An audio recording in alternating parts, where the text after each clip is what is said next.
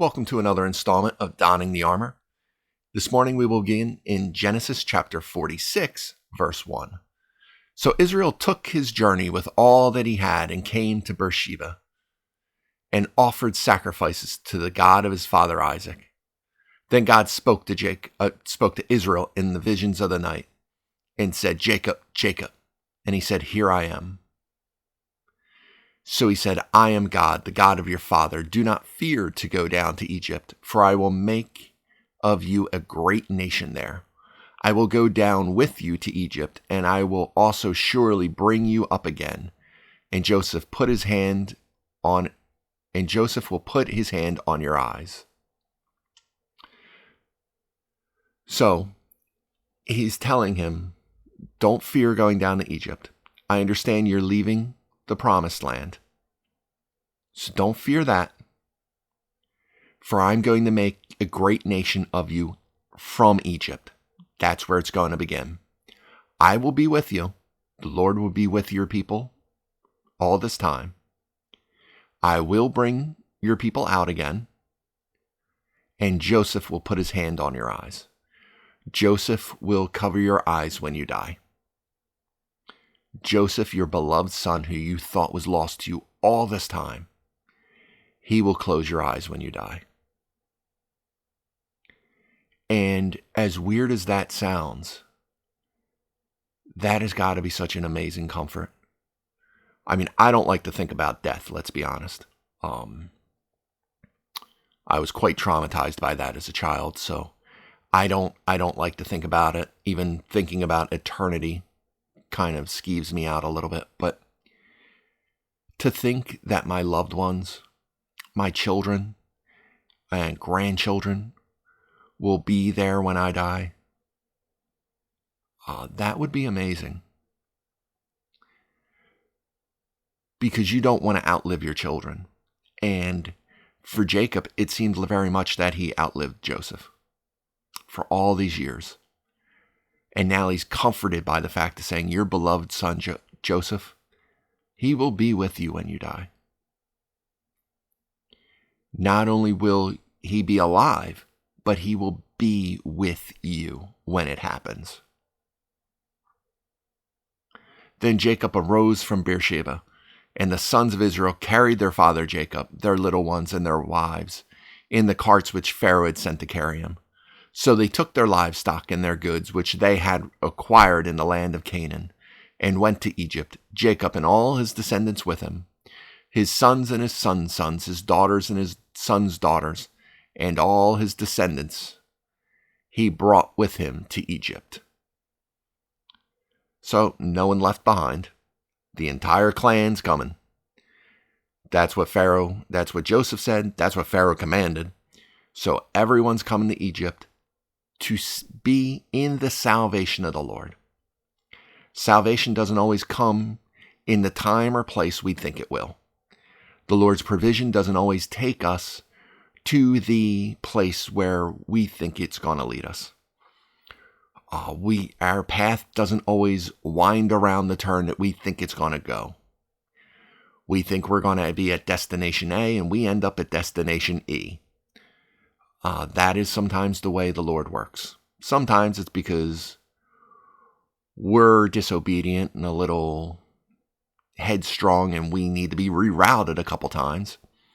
But the Lord has what's best for us, and he nudges us where we need to go. Now these were the names of the children of Israel, Jacob and his sons who went to Egypt. So now we're going to get the genealogy of the people who went into Egypt here at this point in time. Now, always a reminder, I'm going to butcher these names. So if you know them, read them to yourself in your head because it's a trip when I do it. Reuben was Jacob's firstborn. The sons of Reuben were Hanak, Palu, Hezron, and Carmi. The sons of Simeon were Jemuel, Jamin, Ohad, Jachin, Zoar, and Shaul, the son of a Canaanite woman. The sons of Levi were Gershon, Kohath, and Merari. The sons of Judah were Onan, Selah, Perez and Zerah. But and Onan died in the land of Canaan. We read about that a few chapters back. The sons of Perez were Hezron and Hamuel. The sons of Issachar were Tola, Puvah, Job, and Shimron. That's not the same Job as the book of Job. It's thought that the Job from the book of Job would have lived during the time of Abraham, is what I've typically read. The sons of Zebulon were Sered, Elon, and Jaleel. These were the sons of Leah, whom she bore to Jacob in Paddan Aram, with his daughter Dinah. All persons, his sons and his daughters, were 33. So we're going to see, as we get to Exodus, how these, I believe it's 75, 77 people overall, end up exploding into millions. But here we're seeing the sons of Jacob and then their children as well, based upon who they're being lined up based upon who their mother was, not so much the order of birth. It's going in based on who the mother was, then the order of birth. So the sons of Gad were Xiphon, Haggai, Shuni, Ezbon, Eri, Arodi, and Eri. The sons of Asher were Jimnah, Ishua, Usi, Beriah, and Sarah, their sister. The sons of Beriah were Heber and Mechaliah, or Malachi. Mechaliah? We'll go with that for now. Hopefully it's the last time I got to pronounce that name. These were the sons of Zilpah, whom Laban gave to Leah his daughter, and these she bore to Jacob, 16 persons. The sons of Rachel, Jacob's wife, were Joseph and Benjamin, and to Joseph in the land of Egypt were born Manasseh and Ephraim, whom Asenath, the daughter of Potiphera, priest of On, bore to him. The sons of Benjamin were Bilhah, Becher, Ashbel, Gera, Naaman, Ehi, Rosh, Puppim, Huppim, and Ard. These were the sons of Rachel who were born to Jacob, 14 persons in all. Now I will say this. Normally when we think of Benjamin, because of the way the scripture keeps describing him and the mental picture we have of him as the youngest son, we tend to picture him as almost a child. But he had more kids than Joseph. He was a man, and he was married, and he had kids of his own. The sons of Dan were Hushim. The sons of Naphtali, or the son of Dan was Hushim. The sons of Naphtali were Jaziel, Guni, Jazer, and Shilem. These were the sons of Bilhah, whom Laban gave to Rachel his daughter, and she bore these to Jacob, 7 persons in all. All the persons who went with Jacob to Egypt, all came from his body, besides Jacob's sons' wives, were 66 persons in all. And the sons of Joseph, who were born to him in Egypt, were 2 persons. All persons in the house of Jacob who went to Egypt were 70. Then they sent Judah before him to Joseph, to point out before him the way to Goshen. And they came to the land of Goshen. So Joseph made ready his chariot and went up to Goshen to meet his father Israel. And he presented himself to him, and fell on his neck, and he wept on his neck a good while. So Jacob sent Judah out to go to Joseph, and then at that point Joseph came out to Goshen, to show him where it is, to point the way so that everybody would end up. And then you have the meeting between Joseph and Israel again. And wept on his neck a good while is probably an understatement. To see a son that you thought once dead, to be reunited with a father you thought you'd never see again, that would be a long cry. And Israel said to Joseph, "Now let me die, since I have seen your face, because you are still alive." And it's not so much let me die as I am ready now to die. If the Lord would have me die in this moment, I would die satisfied, because there's nothing more and nothing greater the Lord could give me than this moment right here. This moment of getting to be reconciled with you and get to see you again. There's nothing else that could possibly surpass this moment. Then Joseph said to his brothers and his father's household, I will go up and tell Pharaoh and say to him, my brothers and those of my father's house who were in the land of Canaan have come to me. And the men are shepherds, and their occupation has been to feed livestock. And they have brought their flocks, their herds, and all that they have. So it shall be, when Pharaoh calls you and says, what is your occupation? You shall say, your servant's occupation has been with livestock from our youth even till now, both we and also our fathers, that you may dwell in the land of Goshen, for every shepherd is an abomination to the Egyptians. So he's telling them, look, this is how it's going to go with Pharaoh. You guys are shepherds. That's what you're going to be known as. You're going to be shepherds. You're going to feed livestock. You're going to stay out in this land by yourselves, because shepherds are an abomination to the Egyptians. That's not how they do things here. They look down on you here. And in that way, you'll be left out here by yourself. So when Pharaoh asks you, be honest and say this is what your occupation was. So, chapter 47. Then Joseph went and told Pharaoh and said, my father and my brothers, their flocks and their herds, and all that they possess, have come from the land of Canaan. And indeed they are in the land of Goshen. And he took 5 men from among his brothers and presented them to Pharaoh. Then Pharaoh said to his brothers, what is your occupation? And they said to Pharaoh, your servants are shepherds, both we and also our fathers.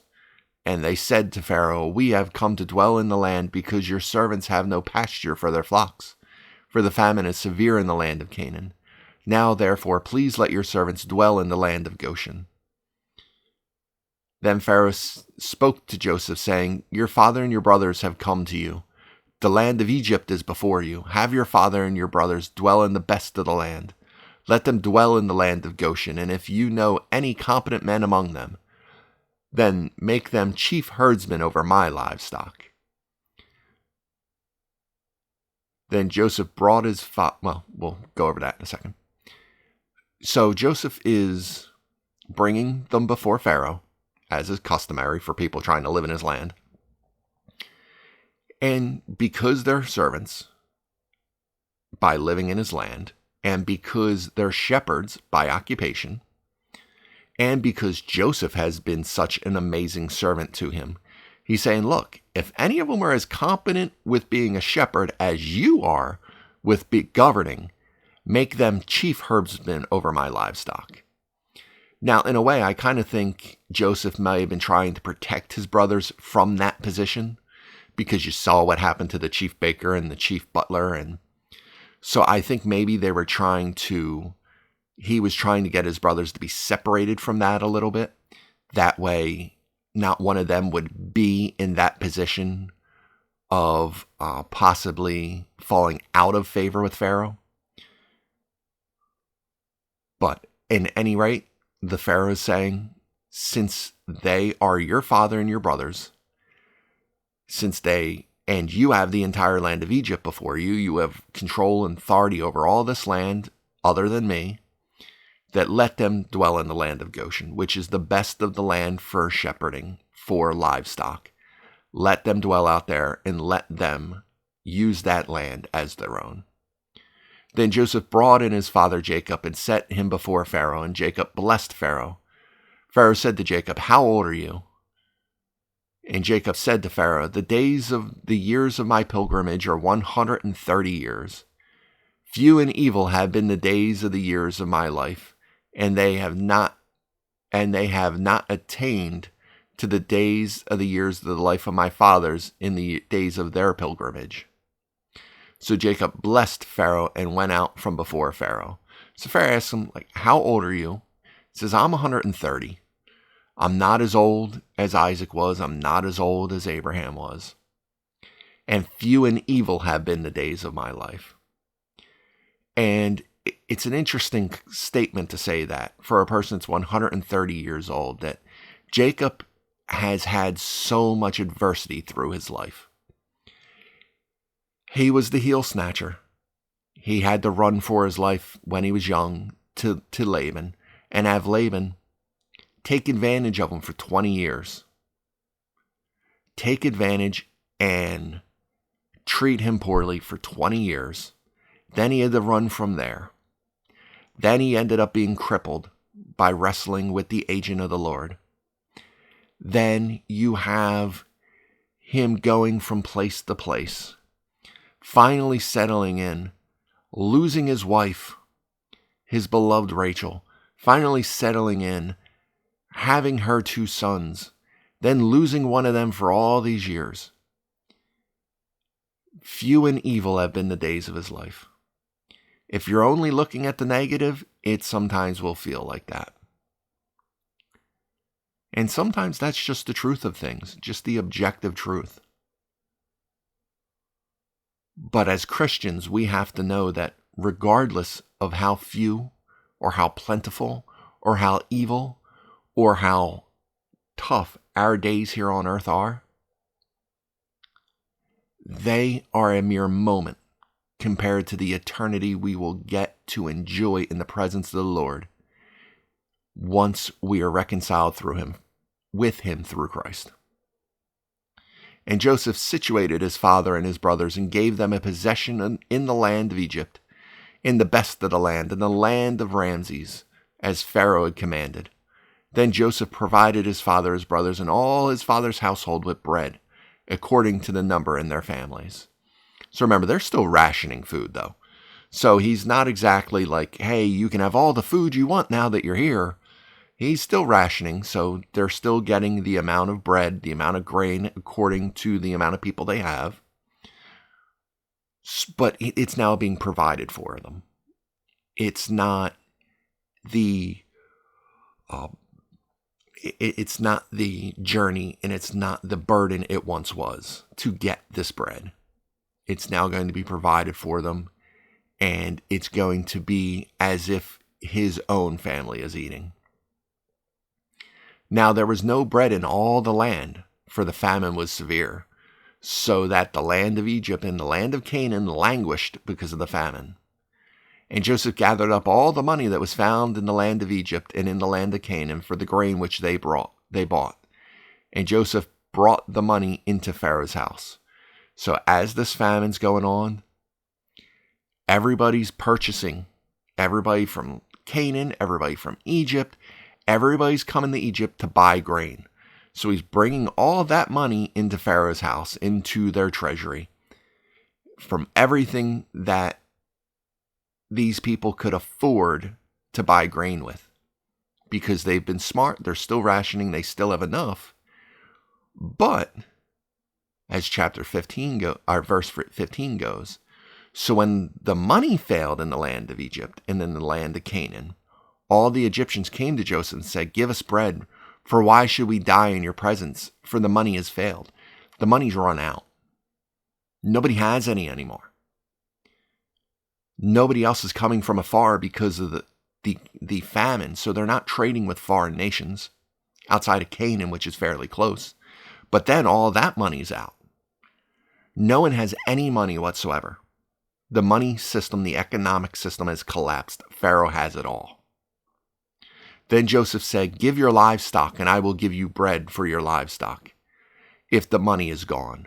So they brought their livestock to Joseph, and Joseph gave them bread in exchange for the horses, the flocks, the cattle, the herds, and for the donkeys. Thus he fed them with bread in exchange for all their livestock that year. So now with no money, they're now coming to bartering. They're now bartering their livestock for food.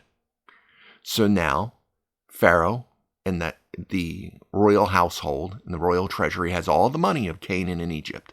Now they're starting to gather all the livestock of Canaan and Egypt so that these people can eat.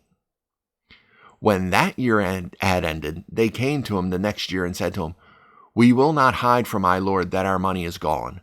My lord also has all our herds of livestock. There is nothing left in the sight of my lord but our bodies and our lands.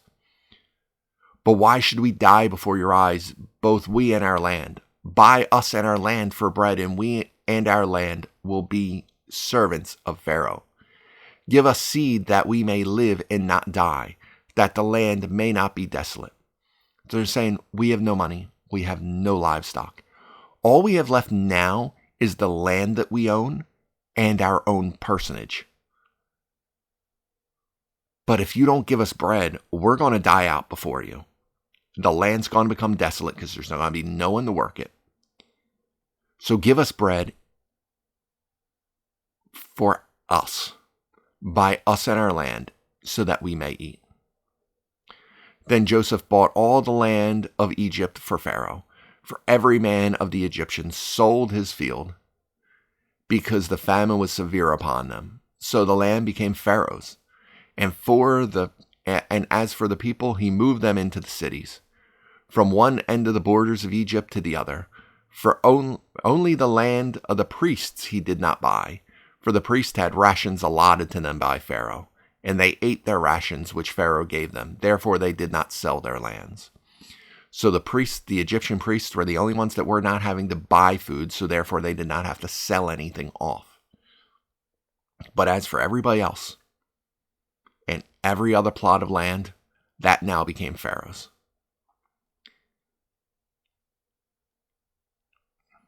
Then Joseph said to the people, "Indeed, I have bought you and your land this day for Pharaoh. Look, here is seed for you, and you shall sow the land. And it shall come to pass in the harvest that you shall give 1/5 to Pharaoh. 4/5 shall be your own, as seed for the field, and for your food, for those of your households, and as food for your little ones." And we're going to get to the people in a moment saying that you've saved our lives, but this is how oppressive systems begin, even in our own world. I mean, our own time, I should say. I say it like that a lot, but you know what I mean. When systems fail, they look to the governing body, and they become slaves to the governing body. These people will now be allowed to return to their land from the cities, but they no longer own the land. Now they owe 1/5 of everything to the government system, the governmental system, which is through Pharaoh. Their labor is now owned by Pharaoh. Their land is now owned by Pharaoh. So they saved their lives in the short term, but they enslaved themselves in the long term. And this is the way this has happened throughout all of human history. Is that when bad times happen and bad times come, there will always be someone to stand above and take rulership of it. And if it's a good person, if it's a Joseph, everyone prospers. But there's not always a good person at the top. And this is kind of a cautionary tale for what has happened throughout all human history. Powerful people take charge. Bad time happens. Powerful person seizes control. As you study history, you see this very scenario that was just laid out in the Bible.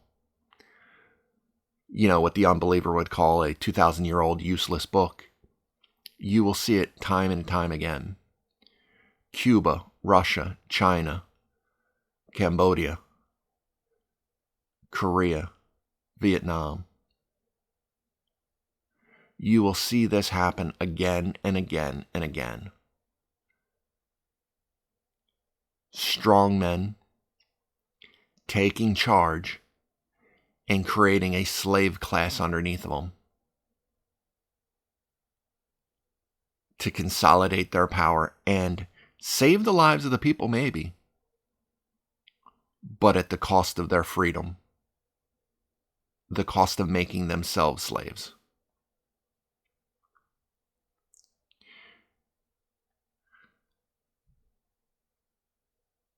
Is there a way out of it?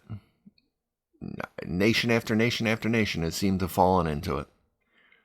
Happened to Rome. They fell into so many wars after Julius Caesar, who they thought would be a dictator, that they ended up giving all the power to Caesar Augustus and fell under his rulership as the first Roman emperor. History slides towards strong men taking over and preying on the weak. Joseph here is doing his best, and it's working during his time. But when his time is over, someone wicked comes in, someone who doesn't remember him, and oppression follows. There is no perfect human government.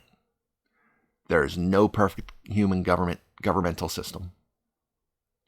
There is only imperfect attempts to do right by one another, but always susceptible to someone not wanting to do right, taking charge of that system. The only perfect system that will ever exist on this planet will come through Christ in the form of his millennial kingdom. That is it. So when we fluctuate through all these political systems that we're in, and we get ourselves wrapped up in all of them, we need to remember that we need to be careful with our words, with our actions, and with what power we give people over us. Because what one person wields for justice, another will wield in self-interest. But continuing, picking back up in verse 25. So they said, "You have saved our lives. Let us find favor in the sight of my Lord, that we will be Pharaoh's servants." And Joseph made it a law over the land of Egypt to this day that Pharaoh should have 1/5, except for the land of the priests only, which did not become Pharaoh's. Became a law that day. A law that could be wielded for good or wielded for wickedness. But that becomes the prerogative of the strong man doing the wielding. So Israel dwelt in the land of Egypt, in the country of Goshen, and they had possessions there, and grew and multiplied exceedingly. And Jacob lived in the land of Egypt 17 years. So the length of Jacob's life was 147 years. When time drew near that Israel must die, he called his son Joseph and said to him, "Now if I have found favor in your sight, please put your hand under my thigh and deal kindly and truly with me. Please do not bury me in Egypt, but let me lie with my fathers. You shall carry me out of Egypt and bury me in their burial place." And he said, "I will do as you have said." And he said, "Swear to me." And he swore to him. So Israel bowed himself on the head of the bed. Second dream Joseph had.